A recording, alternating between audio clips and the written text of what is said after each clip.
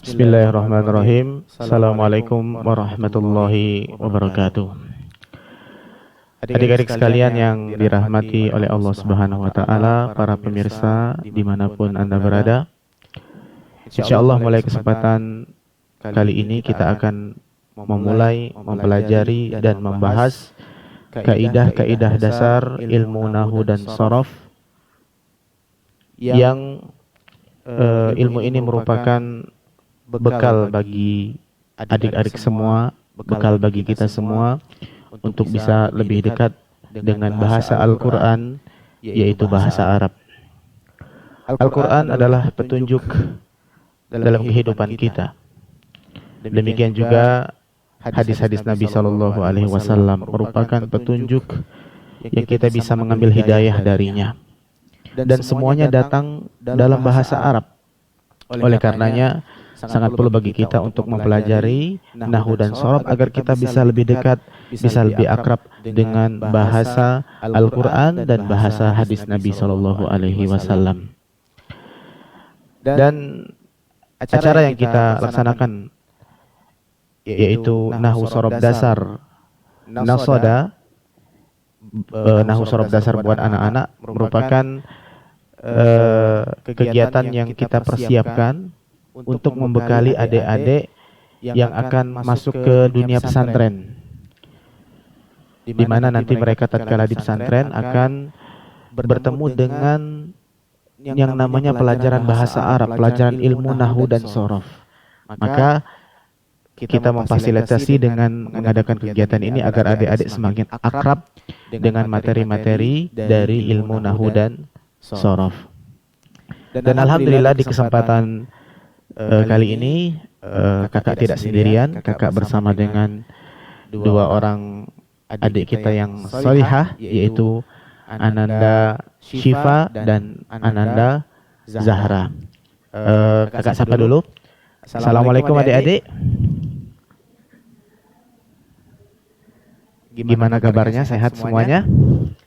Alhamdulillah. Ya, kita berdoa kepada Allah agar Allah Subhanahu wa Ta'ala memberikan ilmu yang bermanfaat untuk kita semuanya. Allahumma inna nas'aluka ilman nafi'an wa rizqan thayyiban wa amalan mutaqabbalan. Baik, segera saja kita mulai pelajaran kita pada episode kali ini. Yang namanya pembahasan ilmu nahu itu pada akhirnya pasti dimulai dengan pembahasan tentang kalimah. Jadi, apa tadi adik-adik? Pembahasan pertama dalam pelajaran ilmu nahu itu yang pertama kali adalah tentang pembahasan tentang kalimah. Ya. Baik. Perhatikan.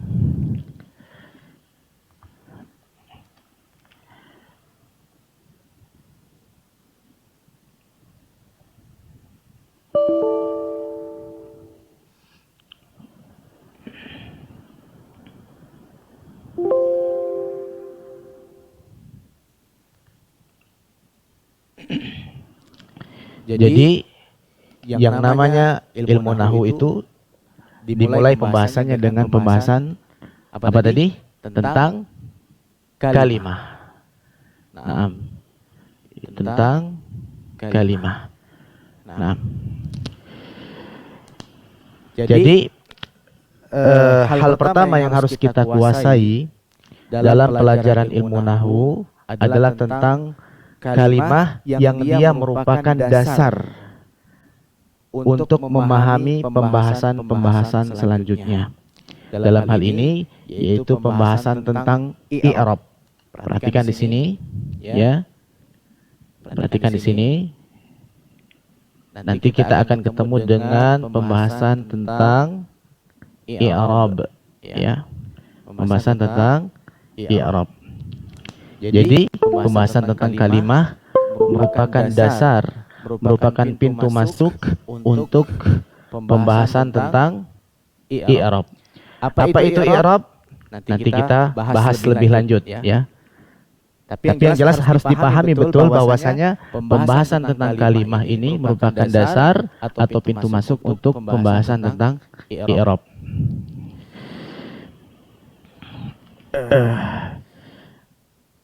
Baik. Gambaran sederhananya adalah kalau misalnya Zahra ingin belajar naik sepeda motor. Ceritanya Zahra pengen bisa mengendarai sepeda motor. Maka kemampuan apa yang harus dimiliki terlebih dahulu oleh Zahra? Ini pertanyaannya nih. Diulangi, kalau misalnya Zahra ingin belajar sepeda motor, kemampuan apa yang harus dimiliki Zahra terlebih dahulu? Kemampuan apa, anak-anak? Nah, gitu, betul. Zahra harus bisa naik sepeda terlebih dahulu. Memang kita ketemu dengan orang-orang yang bisa naik motor tanpa mempelajari sepeda terlebih dahulu ya. Namun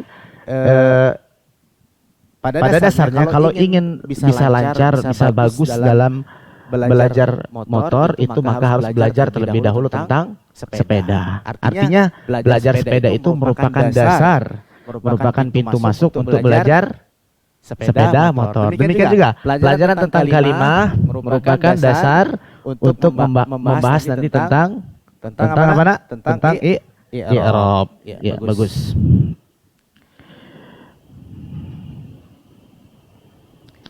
Oke, sekarang kita perhatikan ke papan tulis. Kakak punya contoh-contoh yang nanti bisa kalian renungkan. Perhatikan di sini. Ya.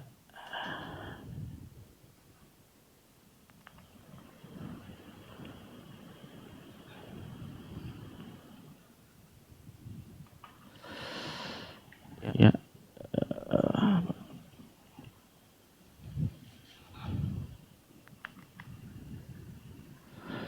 Oke. Kemudian ini contoh yang pertama. Di sini ada tulisan Allahu Akbar. Ya.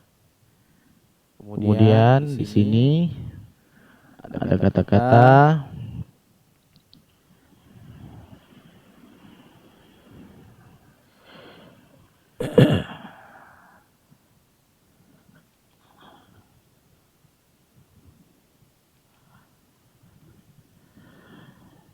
Contoh yang kedua ada kata-kata innallaha sami'un alim. Kemudian contoh yang ketiga ada kata-kata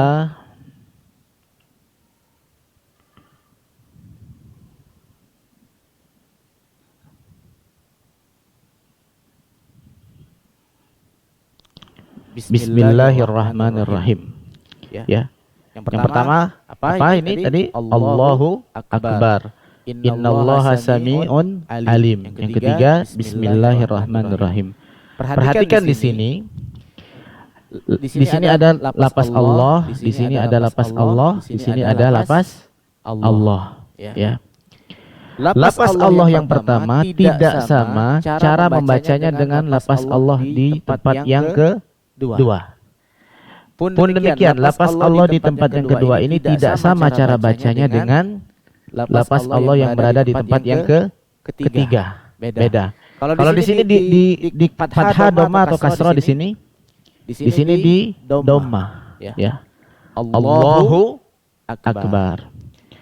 Nah, di sini innallaha. Nah, di sini ini di apa ini? Di fathah. Ya. Kalau di sini tadi di dhamma, di sini di fathah. Ya, tidak sama. Kemudian kalau di sini bismillah berarti di kasroh. Ya. Jadi Allah sama-sama Allah, ini Allah, ini Allah. Tapi yang pertama tidak sama dengan yang kedua tidak sama dengan yang ketiga. Kenapa bisa beda seperti ini? Di sini Allahu, di sini Allah, di sini Allahi. Nah, inilah nanti yang akan dibahas dalam i'rab. Ya. Nanti kita kalau sudah bisa mengi'rab kita tahu sebabnya ini apa, kenapa dibaca Allahu, ini kenapa dibaca Allah, ini kenapa dibaca Allahi, kita tahu kalau kita sudah belajar ini. Cuman untuk bisa memahami ini dengan baik, kita harus mendasarinya dengan pembahasan tentang kalimah. Tadi kalau belum bisa naik sepeda, jangan buru-buru belajar motor. Ya. Jadi kita nggak bisa buru-buru ke sini kalau belum paham tentang pembahasan tentang kalimah. Oke, anak-anak. Bagus. Paham sampai di sini? Ya. Oke, jadi diulang lagi. Jadi ingat, kalimah merupakan dasar atau pintu masuk untuk pembahasan tentang i'rab. I'rab tadi gambaran singkatnya adalah perubahan dari sebuah kata itu, apakah dibaca dhammah, apakah dibaca fathah, apakah dibaca kasroh. Ya, itu harus kalian ingat betul.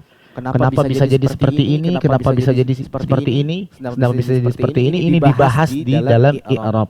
Dan syarat untuk bisa membahas i'rab ini, untuk bisa paham tentang i'rab ini, seorang harus paham terlebih dahulu semua pembahasan nantinya tentang kalimah. Ya.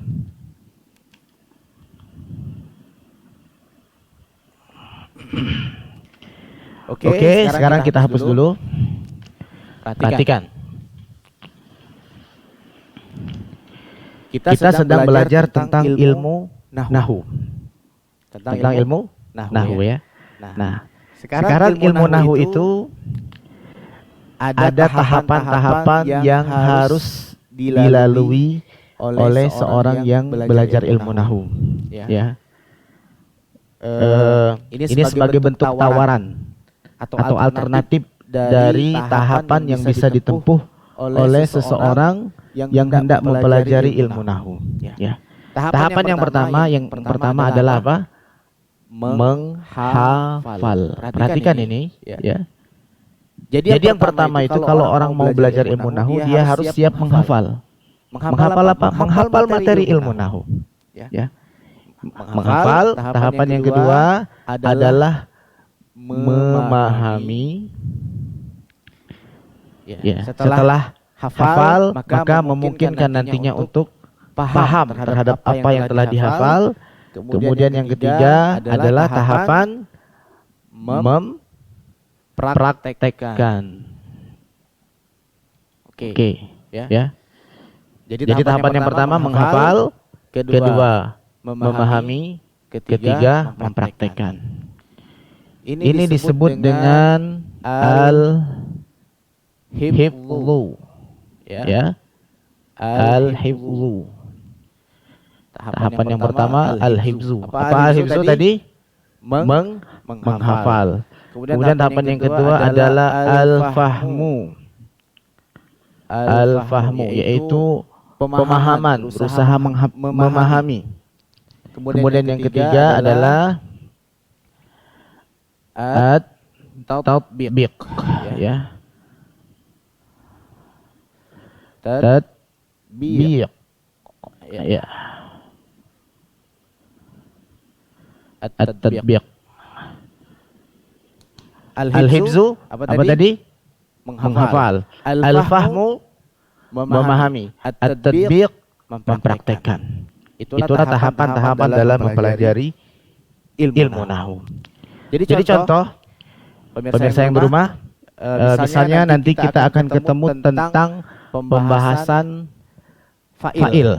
Ya, dalam pelajaran ilmu nahu nanti kita membahas tentang fa'il. Nah, itu seorang harus tahu terlebih dahulu, harus hafal terlebih dahulu apa itu tentang fa'il sebelum dia nanti memahaminya. Jadi fa'il itu disebutkan kalau ditanya apa itu fa'il? Fa'il adalah isim yang dibaca rafa, yang jatuh setelah fi'il maklum atau yang diserupakan dengan fi'il maklum. Ya. Jadi fa'il adalah isim yang dibaca rafa, yang jatuh setelah fi'il maklum atau yang diserupakan dengan fi'il maklum. Nah, nanti di situ kan setelah dia hafal, baru nanti mungkin bagi dia untuk memahami fi'il maklum itu apa, dijelaskan satu persatu. Fa'il itu nanti aplikasinya bagaimana dan seterusnya itu setelah dia menghafal. Ya. Contoh sederhana. Syifa, ya. Syifa ini hafal dari doa untuk orang tua. Hafalkan doa untuk orang tua? Gimana doanya? Rabbighfirli wali walidayya warhamhuma kama rabbayani shaghira. Al-hifdzunya sudah dilalui, dia hafal doa orang tua. Kemudian ketika mendengar penjelasan gurunya, Sipa mengetahui dan memahami bahwasanya dia punya kewajiban untuk berbakti kepada orang tua. Salah satu caranya adalah dengan banyak mendoakan orang tuanya. Maka pada saat itu Sipa dengan serta-merta akan bisa mempraktekkan apa yang dia pahami tadi. Kenapa dia bisa mempraktekkan apa yang dia pahami ini? Ya, karena dia sudah hafal. Dia tadi sudah hafal. Sehingga akhirnya Sipa pun melakukan tadbiq. Ya, dia mempraktekkan apa yang telah dia pahami tadi dengan apa? Karena dia sudah hafal doa orang tua. Akhirnya Sipa pun mendoakan orang tuanya. Jadi ini penting. Sebenarnya kita bisa paham sesuatu tanpa harus menghafalnya. Namun dalam ilmu nahwu itu tahapan yang harus kita lalui ini dulu. Kita harus hafal dulu. Sebelum nanti setelah hafal kita paham, setelah hafal baru mempraktekkan. Ya, contoh yang sederhana lagi. Ini misalnya si Hanif. Si Hanif ini setelah hafal baru mempraktek. Dia ini kan paham sederhana lagi tentang adab-adab masuk ini. Misalnya si Hanif, si Hanif ini masuk isi. Di antaranya apa? Setelah hafal baru mempraktek. Dia ini kan berdoa. Contoh yang sederhana lagi tentang adab-adab masuk ini. Misalnya si Hanif, dia Hanif isi. Ini bisa caranya apa? Adab tadi. Setelah hafal baru mempraktek. Berdoa ini bisa mempraktekkan apa yang dia paham dari sederhana lagi tentang Hanif adab masuk ini. Misalnya si dia tidak hafal, dia paham isi, sehingga bisa caranya apa? Dan adab tadi setelah hafal baru mempraktek berdoa tidak bisa pertama yang harus dilakukan apa yang dia pahami dan hafalkan. Dan lagi Hanif tidak hafal. Misalnya si dia tidak hafal, dia pahami isi, hafalkan terlebih. Sehingga bisa caranya apa? Adab tadi apa sih? Hafal berdoa. Tahapan pertama yang harus dilakukan apa yang dia pahami dan hafalkan. Dan lagi ternyata Hanif ada hafal belum misalnya si dia kan. Tapi tidak hafal saja. Hafalkan terlebih. Sehingga bisa caranya dengan jelasan adab tadi pasti dengan berdoa mengenalkan tahapan pertama yang harus dengan apa yang dia pahami dan baru kemudian hafal. Dan lagi ternyata dan memungkinkan belum ngerti misalnya dia dipraktekkan. Tapi tidak hafal saja. Hafalkan terlebih. Nanti sehingga bisa dengan penjelasan yang setelah apa yang dia pahami masuk baru kemudian hafalkan.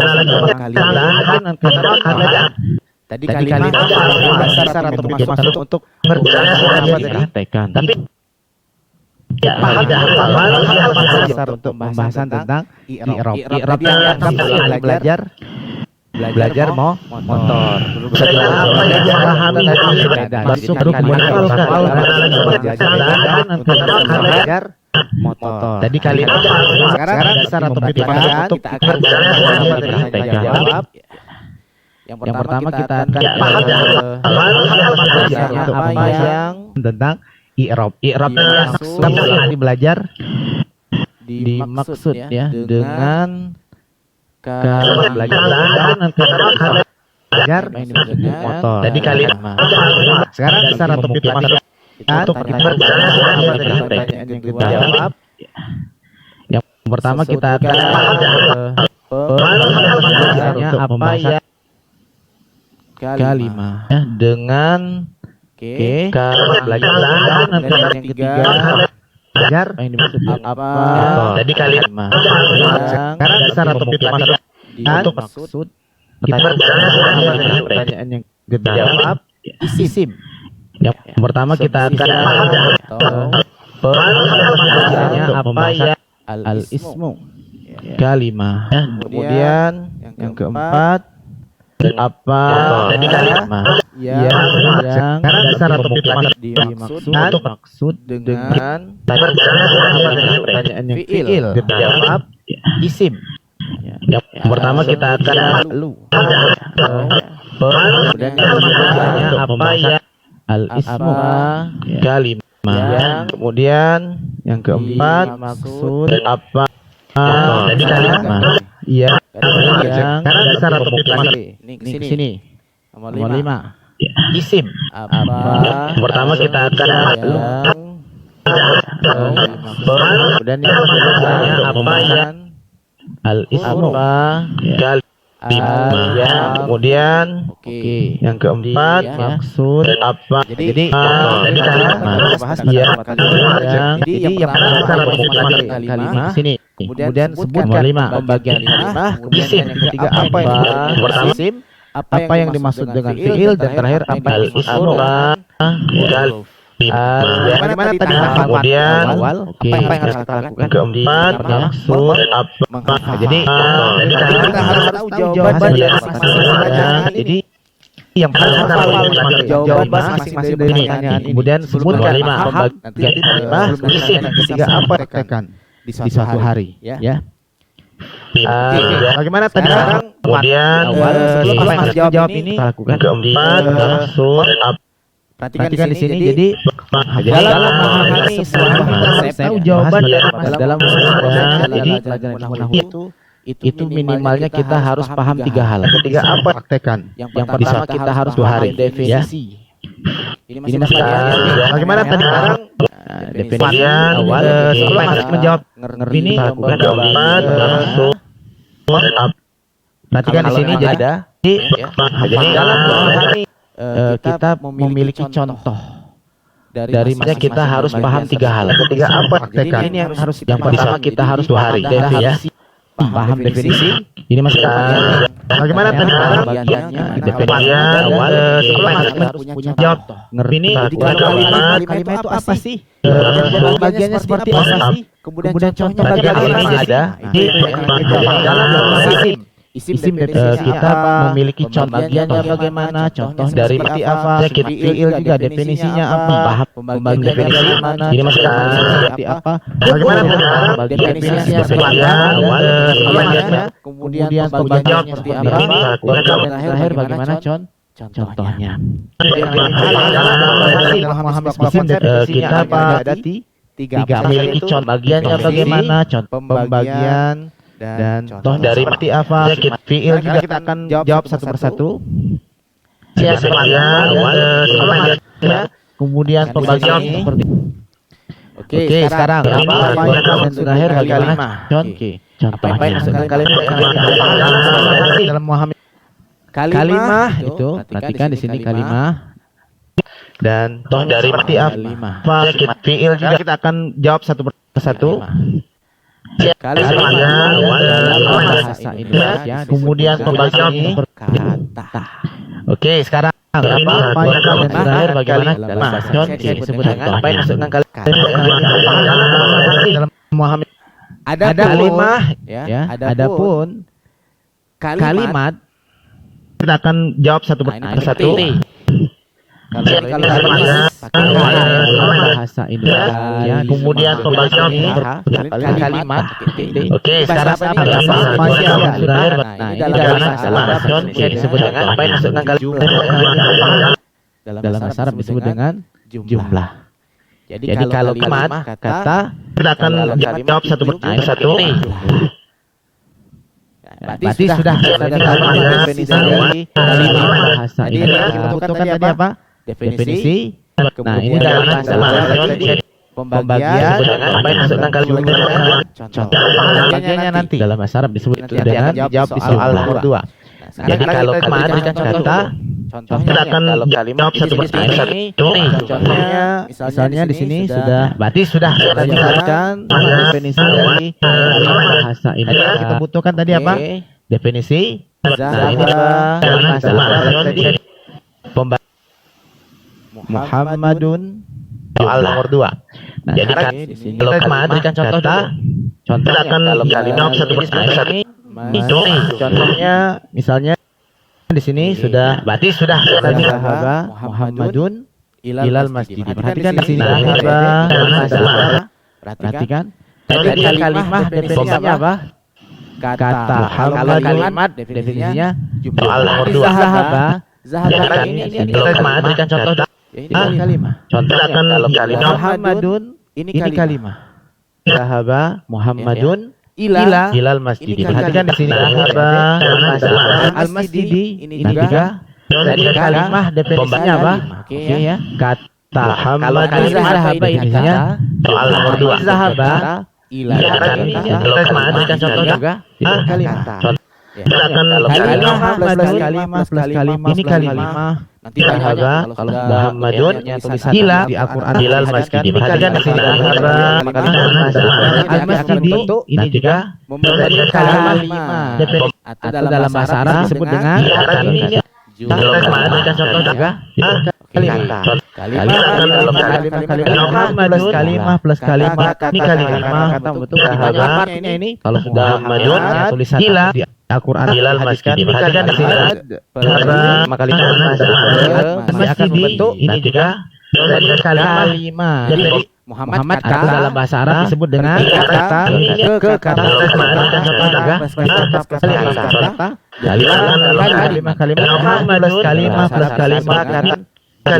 kata betul artinya ini kalau sudah Muhammadun tulisan Al-Qur'an apa ini masalah kalimah?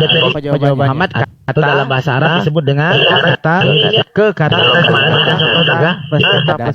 kalimat dalam bahasa Arab disebut kalimat Muhammad plus kalimah seperti itu betul artinya ini kalau sudah ditanya apa tulisan kalimah Al-Qur'an adalah kata. Apa ini masalah kalimah dalam bahasa Indonesia, dalam bahasa Arab kalimat juga dalam bahasa Arab kalimat bahasa Arab ketika kalimat plus itu biar dikasih itu salah paham betul. Artinya ini ditanya apa yang kalimat tulisan kalimah.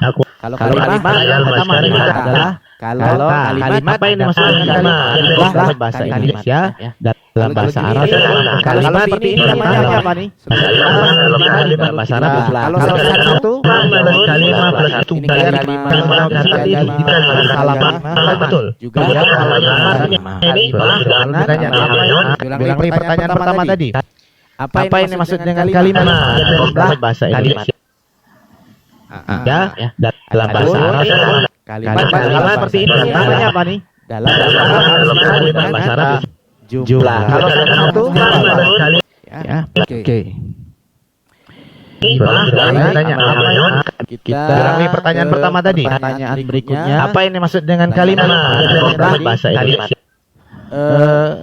Ya, dalam bahasa Arab kalimat seperti ini namanya apa nih? Tadi kita tahu bahasa Arab kalimat tadi apa? Jumlah. Satu kata dalam bahasa Arab ini dibagi jadi tiga. Ada yang fi'il, ada yang masuk kategori isim, ada yang masuk kategori harf. Dalam bahasa Arab kan pembagian seperti ini namanya apa nih? Tadi kita tahu memahami kalimat tadi apa? Ada tiga hal yang harus kita pahami. Satu apa? Definisi bahasa Arab ya dibagi menjadi contohnya apa? Definisi tiga pengertiannya. Kemudian yang kedua pembagian kalau memang ada. Nah, ini pembagian sudah kita seperti ini namanya apa nih? Pembagiannya kalau tanya kan pembagian memahami kalimat tadi apa? Kalimat yang tiga ada fi'il, dan bahasa Arab ya dibagi menjadi contohnya apa? Definisi tiga dihafal. Pengertian pertama adalah dengan menghafal. Pembagian kalian memang ada. Pembagiannya sudah kita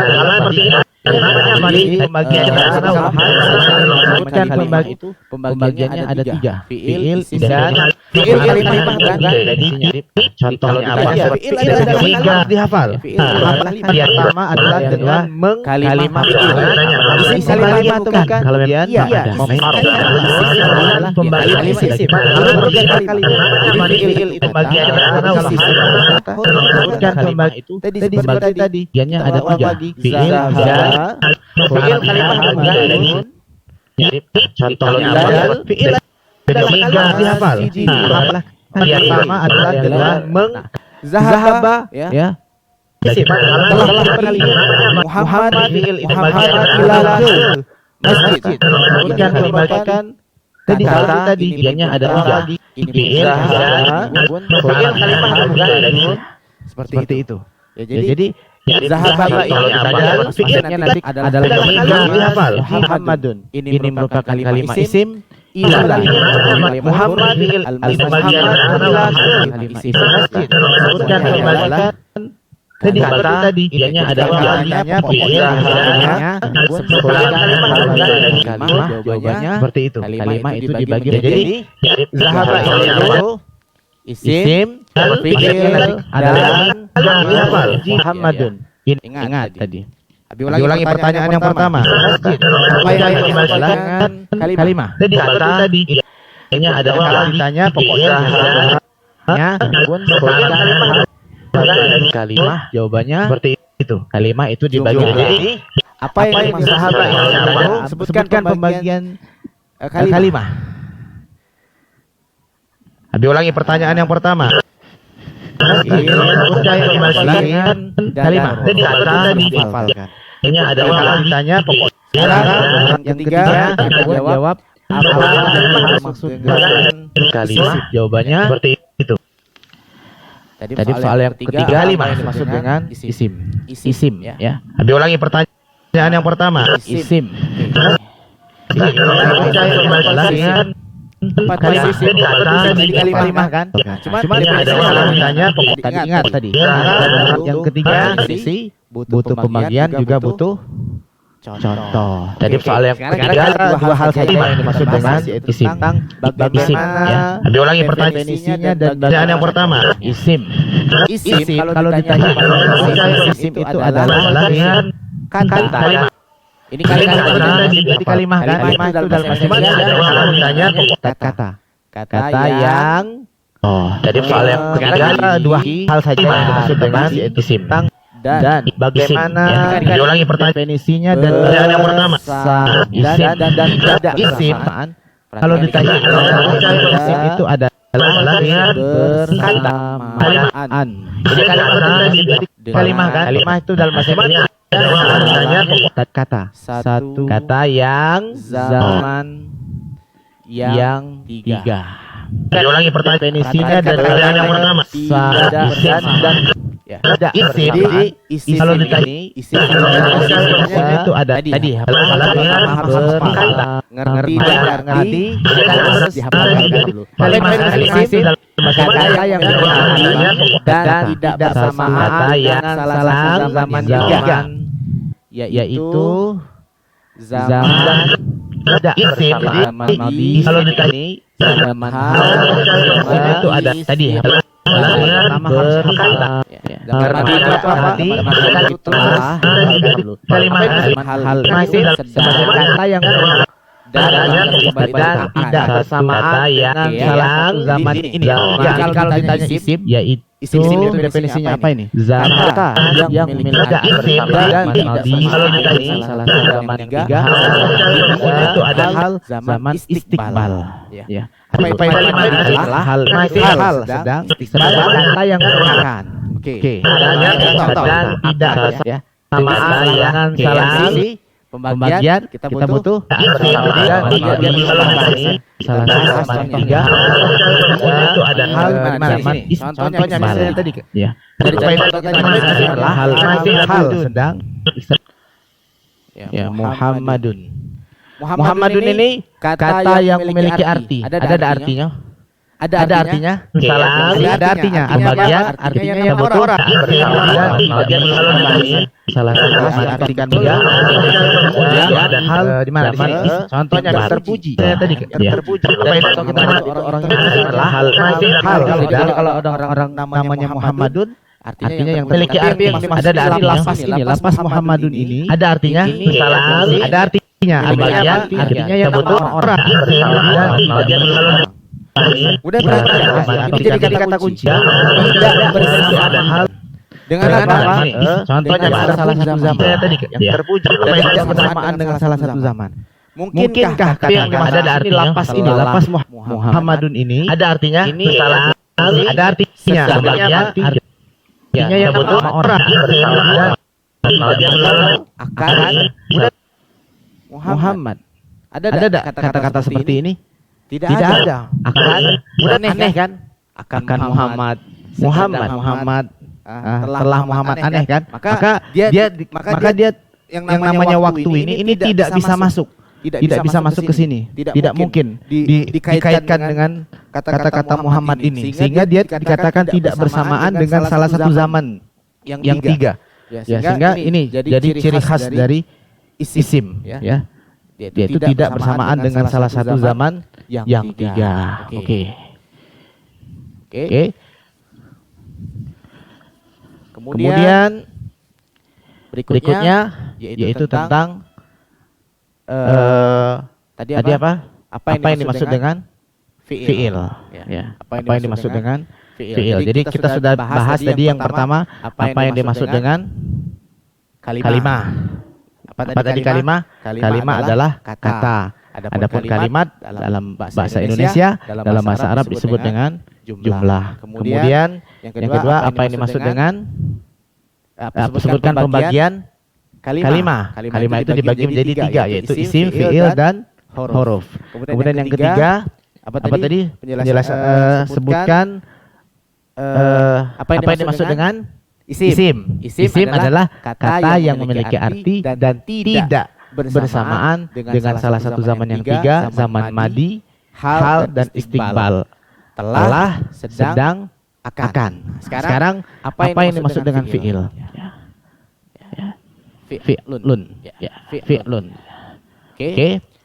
Fi'il itu adalah kata yang memiliki arti dan bersamaan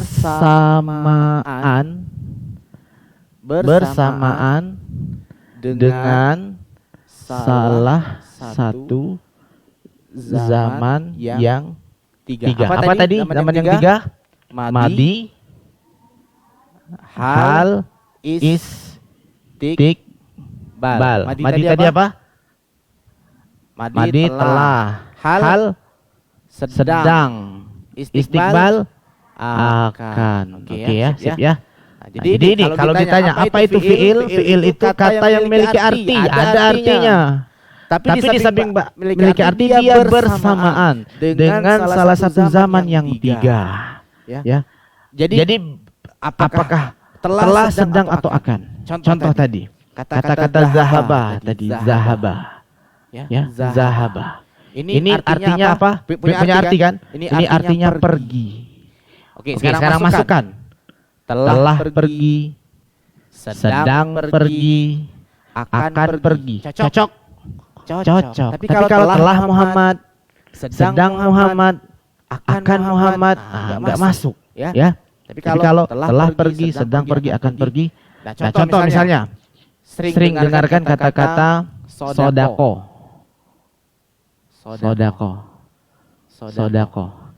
Kalau orang baca Al-Quran biasanya di ujungnya Sadaqallah ya, walaupun itu enggak nyunah ya. Sadaqallah. Sadaqallahul azim katanya. Sodako itu artinya apa? Benar. Nah, kalau seandainya kita hanya mengartikan fiil ini dengan kata kerja, kalau pergi kan jelas ini kata kerja, ya. Kata kerja, pergi kata kerja. Betul kata kerja. Tapi kalau benar, ini kata kerja, apa pekerjaan yang dilakukan di sini? Tidak ada. Nah, tapi kalau kita kaitkan dengan seperti ini, kata yang memiliki arti dan bersamaan dengan salah satu zaman yang tiga, kita katakan telah benar, sedang benar, akan benar, itu cocok. Salah satu telah benar, engkau telah benar, ya, engkau telah benar. Salah satu saja itu sudah cukup, telah benar. Seperti itu. Jadi punya salah satu. Jadi salah satu zaman ini masuk saja itu sudah cukup untuk menunjukkan bahwasanya suatu kata atau kalimat itu adalah fiil. Ya.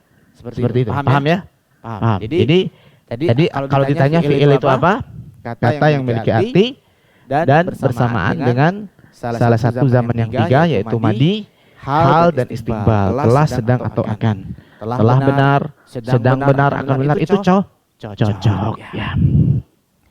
Jadi kita tadi butuh konsepnya apa tadi? Butuh kalau fiil butuh apa tadi? Definisi, contoh, sama pembagian. Nah, pembagiannya nanti karena pembahasannya panjang kalau pembagian. Maka kita butuh pada cuman kita sudah tahu definisinya ini apa, definisinya. Kemudian tadi contohnya kita sudah punya ini, kita punya sodako, kita punya zahaba. Oke. Kemudian yang terakhir apa yang dimaksud dengan huruf? Apa yang dimaksud dengan huruf? Nah, huruf itu ya harf. Nah, huruf itu adalah ya kata yang maknanya baru sempurna bila disandingkan dengan kata yang lain. Apakah isim atau fiil? Ini kalau ditanya huruf apa, kata yang maknanya baru sempurna bila disandingkan dengan kata yang lain, apakah isim ataukah fiil? Contoh misalnya kata-kata seperti ini. Nah, wallahu a'lam, ya. Nah, ini berarti kata-kata wa, ya, wa. Kemudian kata-kata wallahi, seperti itu. Kemudian misalnya ada kata-kata, berarti kan kata-kata wa juga sama-sama wa. Kemudian ada kata-kata, misalnya ada kalimatnya ro'aitu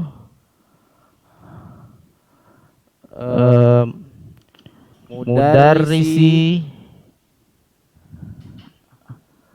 wa huwa